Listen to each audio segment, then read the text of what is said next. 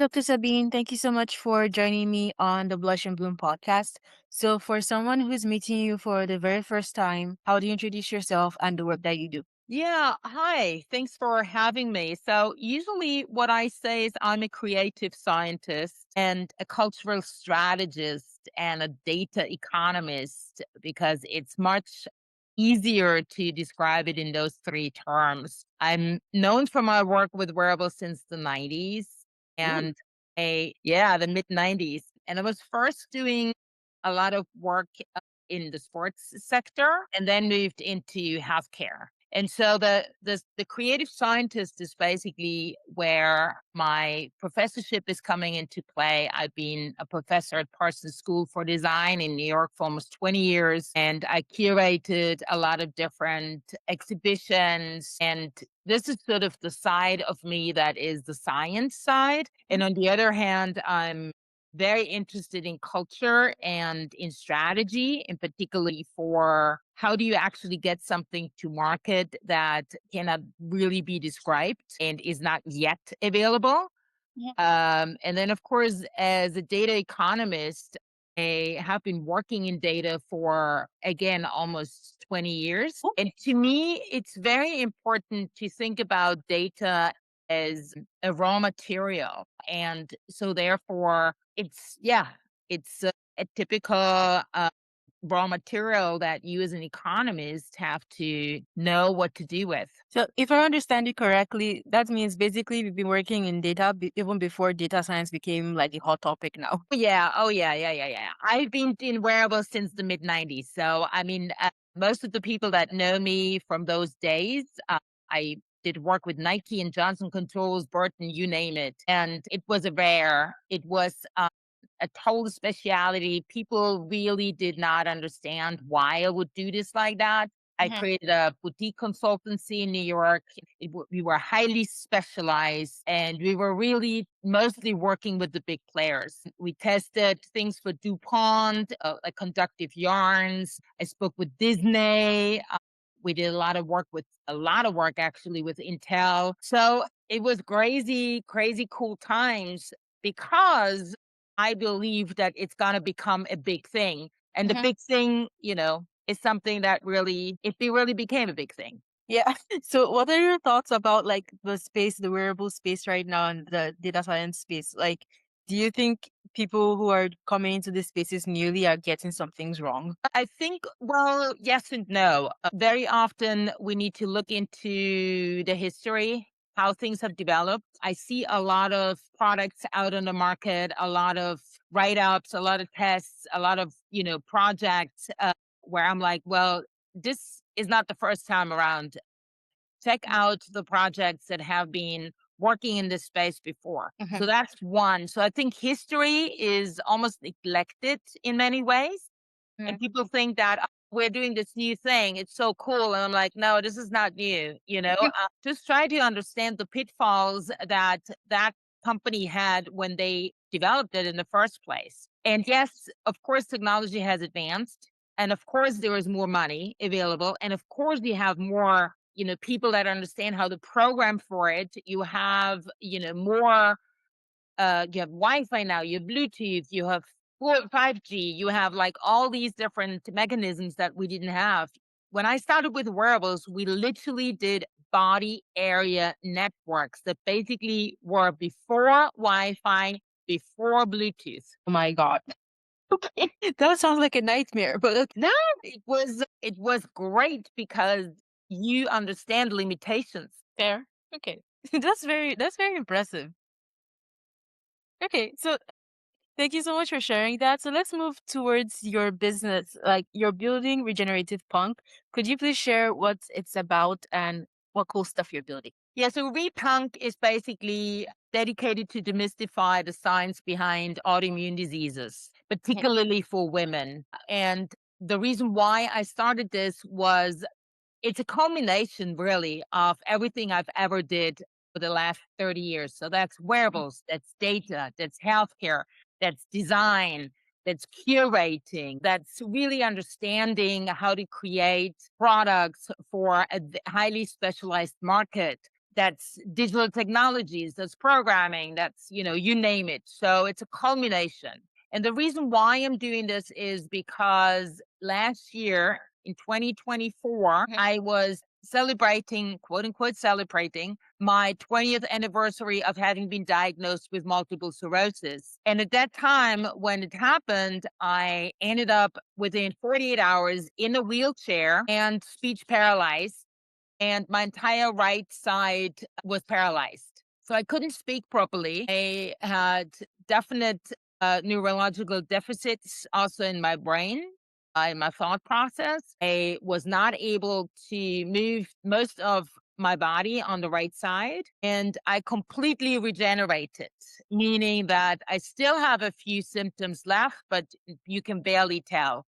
I can barely tell. I know that they're there, I can feel them, and so that basically was okay. I know what I'm doing. I have gone through this myself, and I have the means, I have the science, and I have the connections to actually develop something like this. It's an initiative. It's a movement. It's first a journalistic experiment where we are revealing a lot of different aspects of autoimmune diseases and chronic conditions for women through zines. And then, of course, a podcast. Then, of course, we're going to do data collection. Then, of course, blah, blah, blah. So it's going to be basically a movement for women. This is very important for me. That's incredible. So, living with this autoimmune condition, how did that did you have any experiences in the healthcare system that made you realize like, okay, this is also partly why I need to build Repunk and help change this? Well, actually, you know what?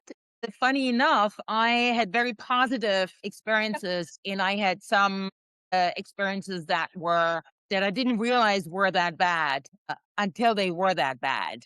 So, long story short, I revealed last year that I had MS or have MS, and a lot of people were like, "What?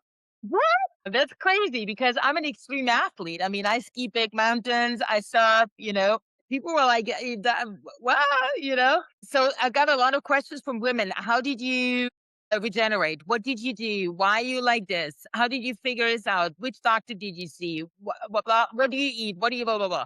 So all these questions. And then they were like telling me those stories about, well, I had twins, and because of twins, I didn't get, I was almost bleeding out, but they didn't want to give me blood transfusions, because they thought that it would hurt my next children. I'm like, I've just had twins, or some Oh, told me about a story, that's they regenerated themselves because nobody understood what the, condition would be. Or another woman basically in London who said, hey, I went to doctors from London to the Netherlands to wherever places, but, they didn't understand my condition and cannot help me and don't know what it is. And I think it has to do because I was born in Uganda. You know what I mean? So I was like, I put all those things together, and I'm like, well, first of all, it's women. Then, 10% of the population in the US and in Europe have an autoimmune disease. Okay. But almost 80% are women. I'm like, dude, there's something wrong. yeah. Okay. So, and also there's not enough research. Nobody knows why. Nobody knows trigger points. Nobody knows how to really heal them. So there isn't really enough research done. And then I'm going back into, so why are there no clinical trials? Well, why is there no research? Then I'm realizing that, most of the clinical trials in the US didn't need to have women included until the 90s. Well, okay, wow, this is crazy. So long story short, even though I had an amazing neurologist at the Vienna University Hospital, he was just really out of control cool, and he knew exactly how to work with me, and he knew he could throw anything on, at me, and I would try it out. I realized that there are lots of women that are not like that. Lots of women that don't have the luck to find this amazing doctor, don't find the right treatments, don't find the right combinations, and don't have that safety net. So you can tell from my voice, this is why I want to do this. Thank you so much for sharing that. Like that was very interesting. Okay, so let's talk a bit more about Repunk again. So I love that you're doing all of this, and could you please explain a bit more, like maybe how because you mentioned already that you're doing like communications and then also trying to combine all this data. So could you please like share how it's going? Are you going to build a wearable, or since you have the background with wearables, or you're going to find a way to like gather all this data and then move forward with clinical trials to like better understand how women's bodies work or something? No, we are not. No, that is something that we are not going to be doing with Repunk. Okay. We definitely will partner, but at this point, the most important is education. Okay. So, and then the next is to partner with companies that have, wearables, have data, do collection processes and so forth. Mhm. So there is enough out there that we can partner with, or enough companies out there we can partner with. We don't Mhm. have to reinvent the wheel. That I learned in my 30-year career. There's always somebody out there who is also doing something similar, Mhm. and if you can partner, then great. I mean, from, for example, Aura is doing all these amazing work now with women. You have so many, Tina was, sorry, Ida was, from Clue was spoke with you as well, Yeah. tracking She's a lot of data as well. And so there's enough. I mean, there's like so many different, yeah, there's so many different companies. It would be, yeah, not speaking. Yeah, I agree. Yeah, like I think I had a conversation. I can't remember which speaker it was, but then she was saying something along the lines of right now we have a lot of FemTech apps that are gathering this data, but then at some point we want to be able to consolidate all of this into one place in a way such that it can actually be used to gather actual insight. Because right now it's like you can use this app for this, you can use this app to track that. But then it's like, how do you combine all these things to be able to get insight out of it? And speaking of Ida Tin, I think she's working towards sponsoring a company. I don't know if she's building it herself or she's like looking to sponsor a company that's doing wearables to track hormones. Because I think she's doing like some kind of research on this topic and she's been talking about it a bunch to better understand how so that women can actually like track how hormonal fluctuations work and how it influences things. So Ex- and that's exactly it. So what you said before with Ida, but then also with the person before, yeah. we need to basically first get all the data, that from the different devices, from those different partners, we need to identify which of the data points are actually essential, right? So that's Mhm. one. And then the second is we need real world evidence data, Mhm. particularly when you have an autoimmune disease. And that is something that nobody tracks. Right. Right. So but there are applications out there you can use. It's like you just white label another app or another, device. That's just the best way to do it, because we really want to make sure that we have the ability to understand different autoimmune diseases, and every single person is different. Okay.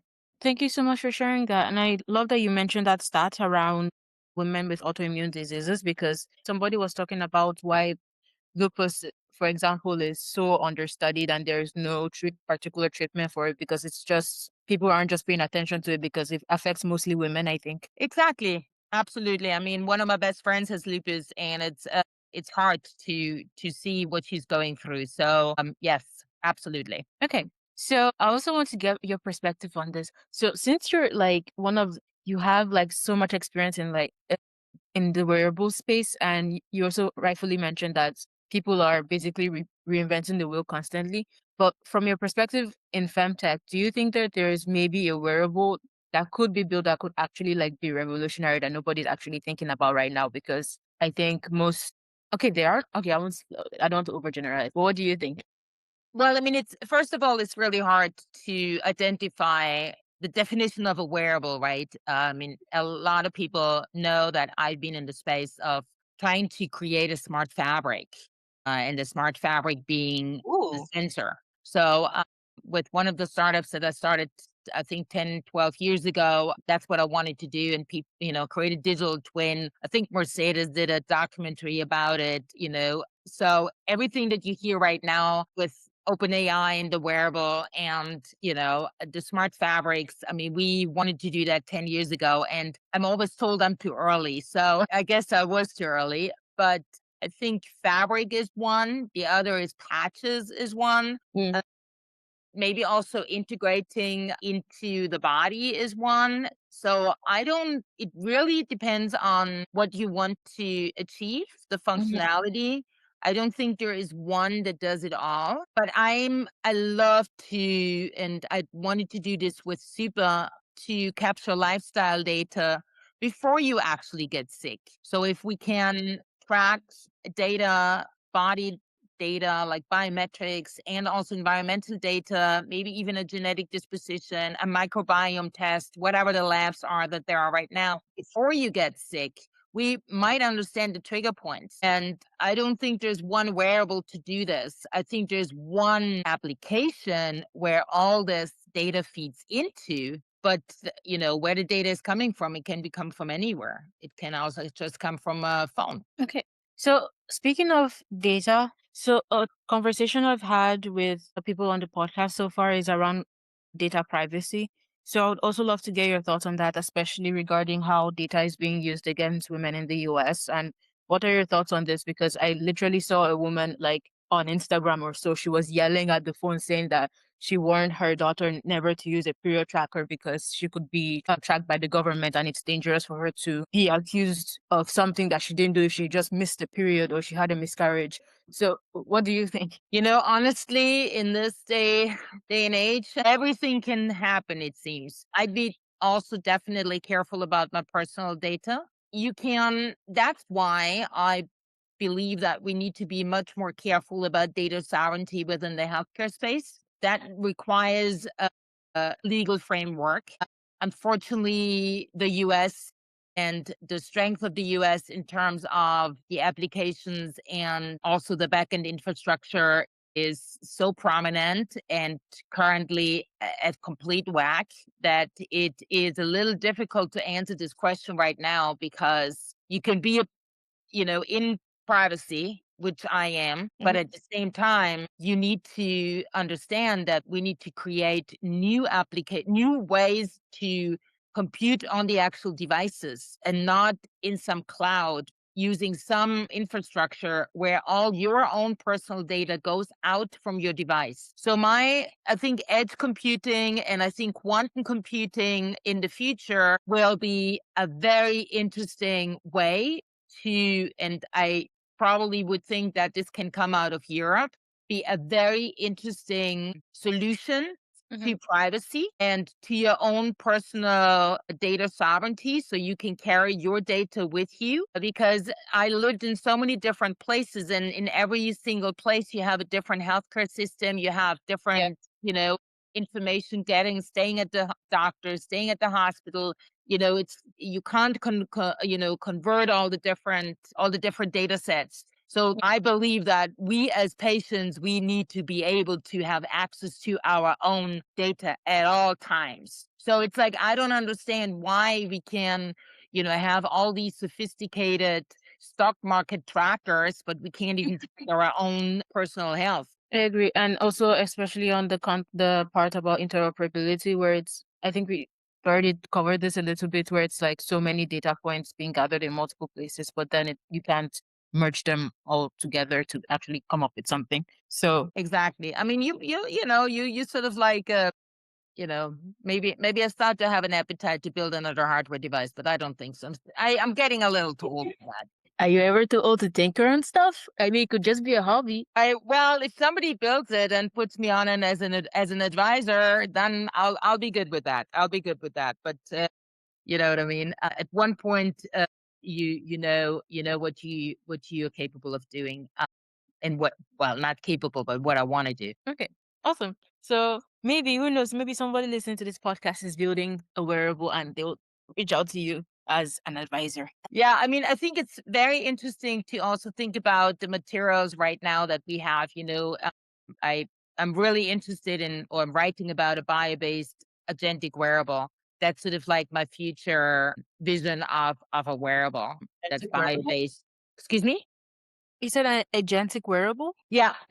So that to me is the vision of like the perfect wearable in the future, but it uses edge or a synonym of edge computing, and it's basically bio-based, meaning that it doesn't hurt your body, it's non-toxic for the human body, non-toxic for the environment. That's very important because a lot of the products that we buy right now in terms of technology have, toxins embedded. Also, if we talk about, you know, clothing, if we talk about synthetic materials, that's one. The second part is agentic. So, of course, a personal digital twin, my own personal concierge, my agent who skims the internet through the current LLMs, but basically just brings that information back to me, to my device, and then computes everything there is needed to be computed. And that's why quantum computing, in my opinion, is going to be an interesting facet directly on the device.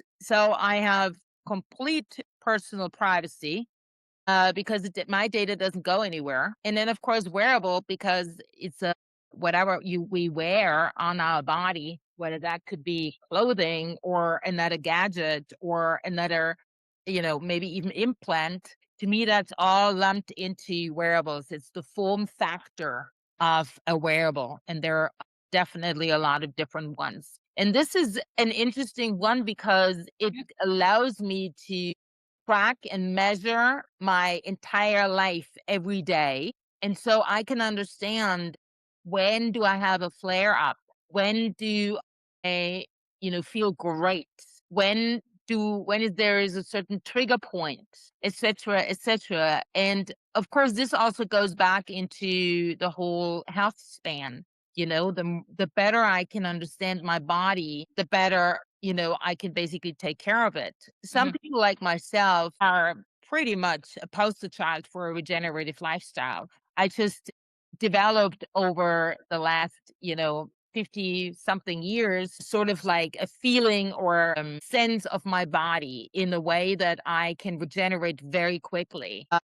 And that is, something that you have to learn. So a wearable could be an amazing addition for those who don't have the sensibility to then regenerate themselves. And this is to me interesting when it comes to an autoimmune disease or when Mhm. it comes to chronic condition for women, because the wearable should be a fashionable piece of technology. Of course. Okay. This is very interesting. And for some reason, I don't know why I never thought of agentic AI being combined with a wearable. Like, that is so cool. Yeah. Because I've only imagined it like the way we currently have agentic AI. So this would actually be very impressive if it actually does come out. And as you said, combined with quantum computing, that would be so cool. Okay. Thank you so much for sharing that. And then another question I have, although I don't know if you're going to be willing to share it, is so on your journey with your doctor, like you mentioned, like people were asking you all these questions, like what kind of diet did you do? What kind of things did you eat? What kind of exercises did you do? I am also curious right now, like, because I think anybody who's listening to this podcast would be like, so why did she ask the question? Because I want to know, like, how was the process like for you to regenerate yourself? So this is why we are. It's interesting that you asked that too, but this is why all these things, I call it the list, is actually something we're publishing in our first zine. So next Okay. month in December. And this is hundreds of different things that I did. And that has to do with mental, that has to do with medical treatments, that has to do with therapies, that's, different foods, that's sport. So all of this is listed for myself. So this is very important, but or also how to get rid of toxins. But it's very important that you create your own list, and over the course of the next years, there will be different treatments that we will add. There will be different, areas, different medical treatments, different, sports that might somebody say, hey, this has helped me with my autoimmune disease, right? Mhm. Yes. So this is why it's almost like we want to create this toolkit Mm. for women to, or can also, of course, be man. I'm not really, but I'm just saying that there's just so little research to understand what you can do, but then also, to explore. It's important that some of the things you might want to do because you feel that might make sense for you. Other things don't. So I Hmm. think that is the important thing. And to me, I was fortunate enough that I like to explore. I'm an explorer in all ways. So I always like to explore. So whenever I'm places I explore, and the same with my treatments. And I had an aphoresis, which is basically if you have a kidney failure, they wash your quote unquote wash your blood. It's basically removing T cells. This helped me, right? And then there was another treatment that was immunoglobulin. I got a shock. Did not work at all. I got a shock. I literally, was literally super bad for me. And then I got steroids the first time around and it was okay. And the second time around, I got a thrombosis and a lung embolia. Whoa. You know? So what I'm saying is I went through a whole lot of shit until I got really good again. And it takes a lot of resilience to do that.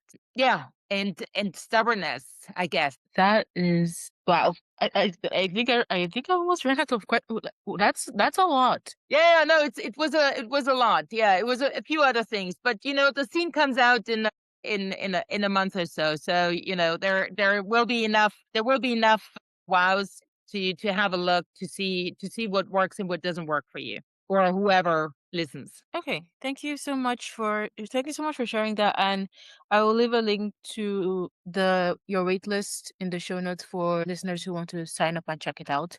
Sure. So this, I'm sorry, like when you mentioned like oh my God. Okay, so You saw me before. I'm looking okay, right?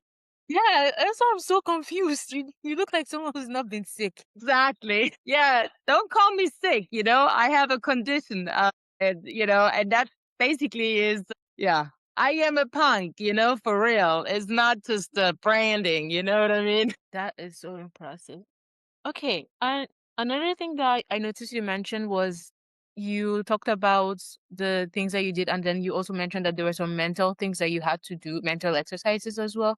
I'm curious about that because, like, you know how they casually say that the your mental health can affect your physical well-being. So I wanted to understand, like, from your perspective, how that influenced the treatment as well as the other things that you were doing. Absolutely. Your mental health is a reflection of your body and the other way around. So you need to take care of your brain, and you need to take care of your mental health at least as well as your actual body. So what was the first thing you did in order to recover? And I don't even talk about, all the treatments. I say I got rid of assholes, which basically means to me you got to get rid of negative energy. You got to get rid of people that suck all the energy out of you. You need to surround yourself with friends, with people that you trust. You just, yeah, and don't do it just because, I remember my grandmother used to say,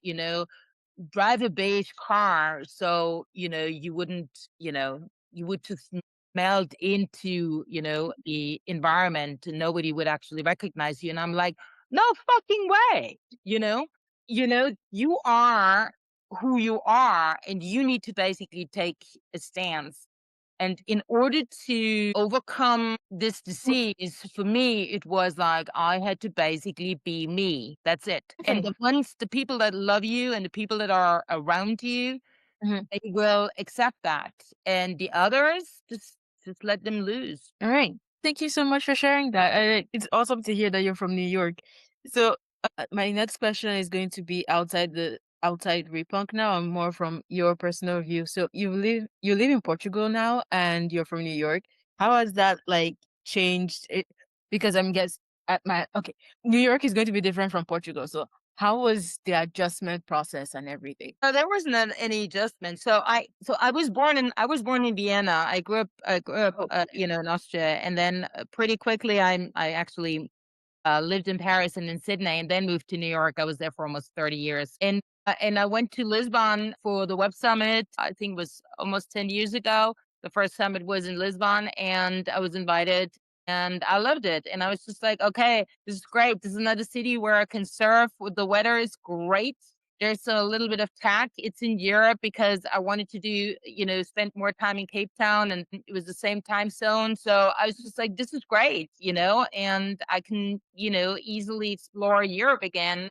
Yeah, so there was no adjustment. I think what is really important to me is the diversity, the international attitude, the culture inspires me, and I just suck up the culture wherever I live. So yeah, I mean, New York is definitely the closest to my personality, and I love it, But there's times when you got to go do something else. Okay, that makes sense. And I love that you shared that. Yeah, I agree. Sometimes you have to just try something new.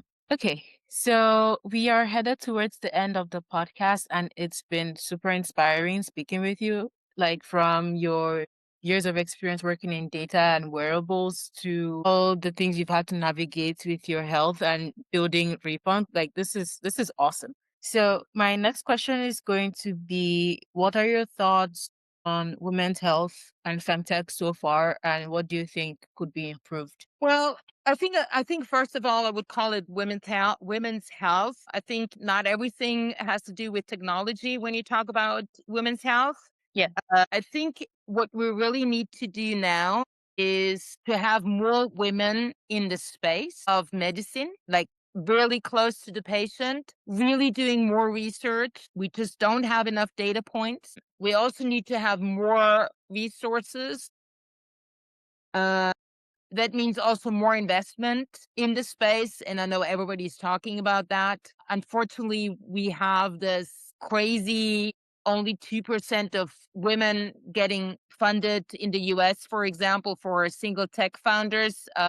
And I have to tell you one thing. I mean, I've never thought there was a glass ceiling because for my entire life, was working as an extreme specialist, hyper specialized in wearables. And so I was always called in from the outside, and I never also needed to, go up the corporate ladder. So neither did I raise money, nor was I looking to advance my career in one organization. And then I started to raise money, and then I realized, holy shit. Well, that's why I think what we need to also look into is maybe different investment structures, different entities, how to set them up. I mean, I'm looking into various entities that, I've toyed around with, anything from a data cooperative I set up in Berlin to an association to a foundation owning a corporate entity to, so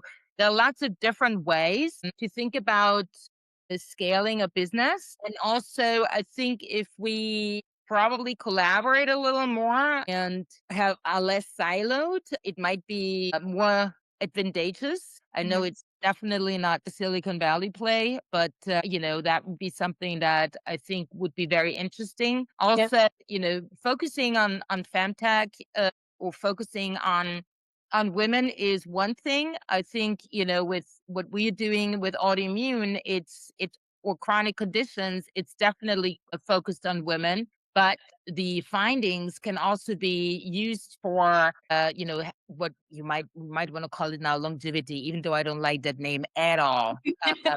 I think that's just such a bullshit, term or whatever you want to call it right now. But it's really expanding your health span in a positive, very healthy way, and that's for men and women. Mhm. So if you create a company, you might want to also think about, who else could be, thinking about using your application. But then also it needs to be extremely specialized. So I think what we see is that education is also required because there's a lot of bias still, a lot of, bias towards women and towards women health. And we just, are better in our pain management than man. Yeah, I can go on and on and on. There's a lot. I agree. I think this also puts into perspective the research that I've talked about in a few episodes so far about women living longer lives than men, but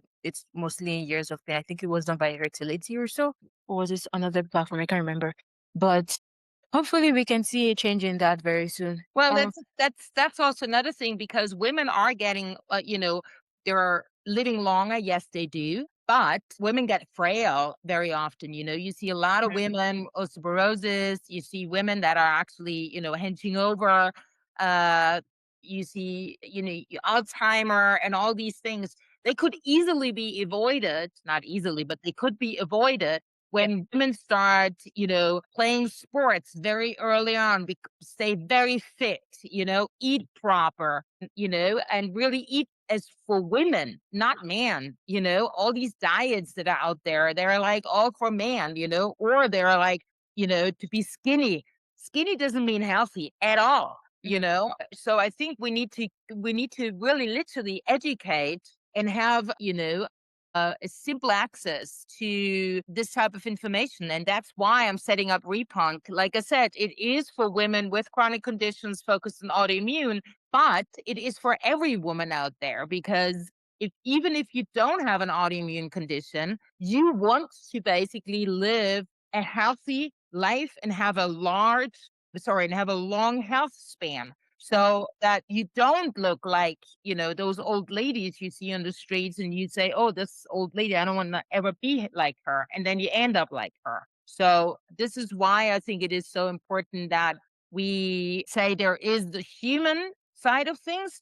There's Mhm. one that is genetically, I'm a man, genetically, I'm a woman. So we Right. have two different sets of requirements. Okay. Thank you so much for sharing that. That puts a lot of things into perspective. Okay, so I'm going to ask a few more closing questions and we wrap up the podcast episode. So, for people, okay, so you are a strategist, you are a board member, you work with founders, and you're a speaker. So, how can companies who want to collaborate with you get in touch with you? Well, the easiest way is LinkedIn or just on my website, sabineseymour.com. Just talk with me. There's all the information there. All right, awesome. And next question is going to be about people who want to learn more about Repunk. Well, it's Regenerative Punk. I think you said you're gonna put the links up, and then on Instagram it's also regenerative.punk. I mean, I'm setting up a Reddit and all these other jazz right now, but that's not ready yet. So regenerativepunk.com is the website, and that's where you find all the information. Also, you can get on the wait list and then know when the zine is coming out. And yeah, that's it. All right, awesome. And then final question is, let's somebody who's listening to this podcast right now, what's one thing that you do not want them to forget? Be yourself. Don't drive a beige car. Buy the pink one. Exactly. Exactly. Yeah. And laugh a lot. Very, very necessary, especially in this socioeconomic climate. Okay. Thank you so much, Dr. Sabine. It's been awesome having you on the podcast. Thank you so much for taking the time to share your experiences and all the awesome things you're building and you've built. Thank you very much for the invite. Good luck with all your ventures.